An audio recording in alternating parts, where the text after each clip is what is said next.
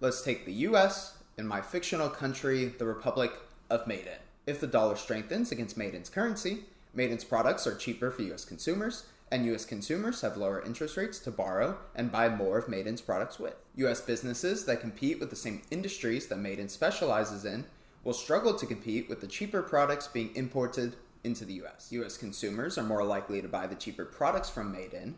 If Maiden's an emerging market, its citizens might not have much purchasing power, so Maiden can supercharge its economic growth by bringing in US consumers and thus are incentivized to keep their currency value low. But a weak currency will mean that consumers in Maiden will find products from the US to be expensive, while at the same time their own businesses are heavily focused on serving US customers, which will mean that the products they make will fit the needs and the taste of Americans rather than Maideners. Maideners are thus incentivized to save rather than spend their money, and a lot of their savings are going to be invested in the safest economy in the world, the US.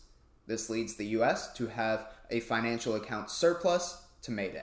And where there is a surplus, there must be a counterbalancing deficit. The US investment surplus strengthens the dollar, which gives US consumers more purchasing power and lowers interest rates that they can borrow at, which incentivizes US consumers to spend more rather than to save.